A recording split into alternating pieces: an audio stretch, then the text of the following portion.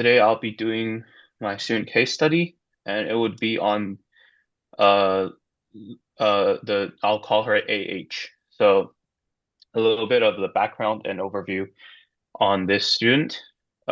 She is significantly underperforming compared to not only her peers but the school.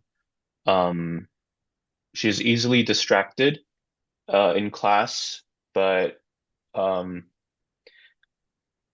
if I do call to her, like if I prompt her individually, she'll kind of come back, but then she'll wander off again. She has she doesn't really I don't really see the motivation from her to improve, and she is occasionally disrespectful to peers.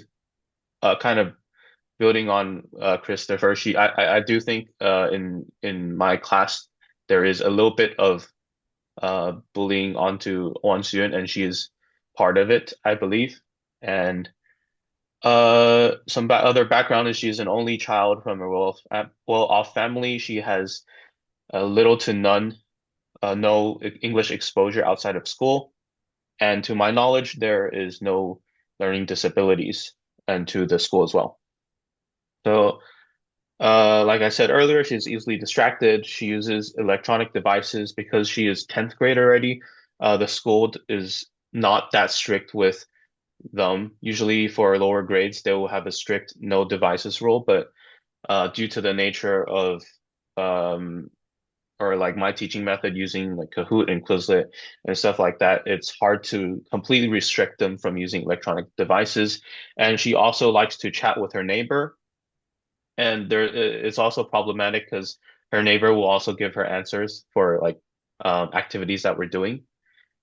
Um, She is reluctant to start tasks when asked to. She will eventually get to it, but it's a slow start already. And then something that is good and positive though is she works and does listen when we are one-on-one. So um, for my project, I actually have a kind of like a student workshop thing, and she comes in every day in at lunch during lunchtime, and we can work on different things that she needs help with. So I think to sum it up, there are motivation issues and there's academic performance. I think these are the two main things that I had to or need to continue to work on.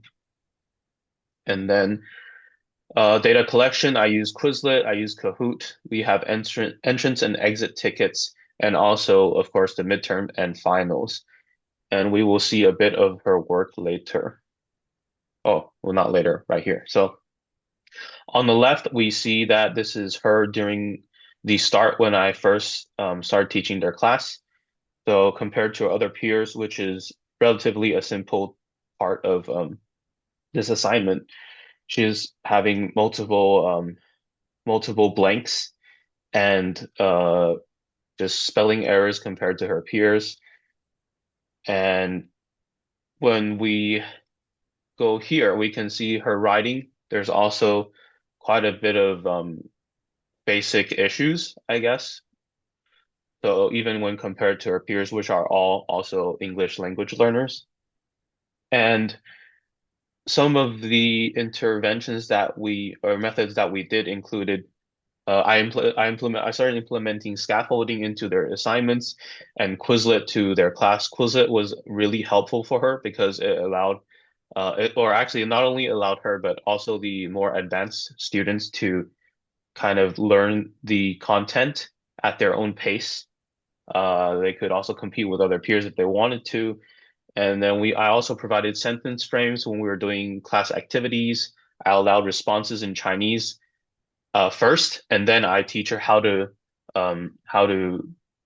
kind of tell us in English what she wanted to mean when she said in Chinese. And then we did listening practice with video clips from movies that she liked.